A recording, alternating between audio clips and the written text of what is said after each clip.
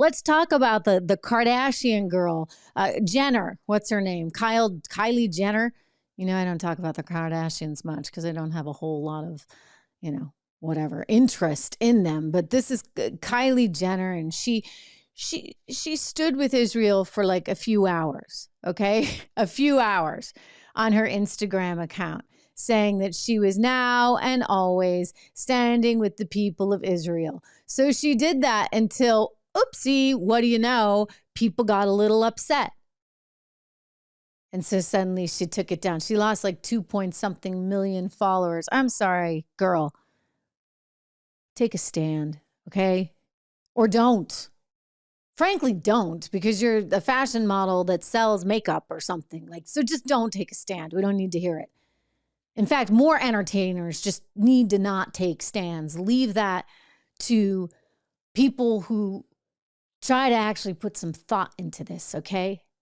Because once you take a stand, you got to own it. You don't go running for the hills and say, oopsie, oh gosh, I lost my 2 million followers. You know me, guys, you know me. I take all kinds of stands. I get in all kinds of trouble in all kinds of places, right? I do believe I'm not at Fox for a reason. That's okay. It's okay because I have my belief. I have my conviction. I have my pride and I have my soul and I have you. And there are going to be times when you love me and you agree with everything I say. And there are going to be times when you're like, oh my gosh, I can't believe I ever listened to that woman. But hopefully more than not, you agree with me. But even if you don't, it's still important to watch because you know that whatever I'm saying comes from a place with a lot of heart and a lot of soul. And I'm not the kind that will just say one thing and say, oh my gosh, I lost my followers. Ooh, gosh, I better change my tune. Well, I'll tell you who's going to lose more than just followers, and that would be these ladies over there at the squad. AOC, of course, is coming out condemning what she saw, rightly so, there in Times Square.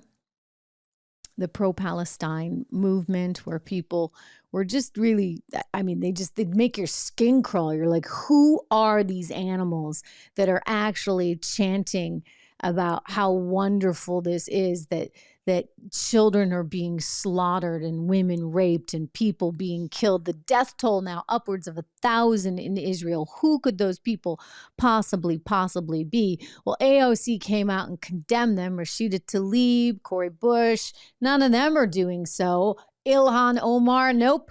Well, guess what? They're going to find themselves in a lot of trouble.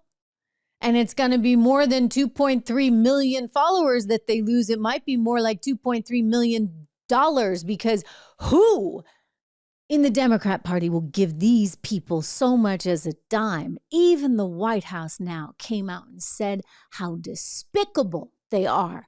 Imagine that. KJP, watch her here.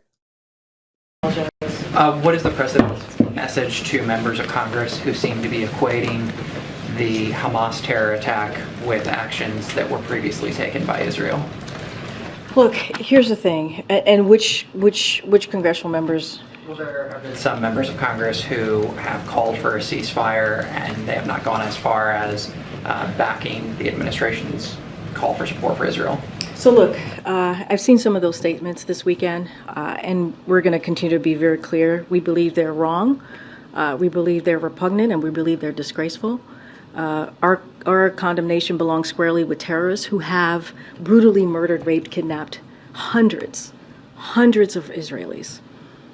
There can be no equivocation about that. There are not two sides here.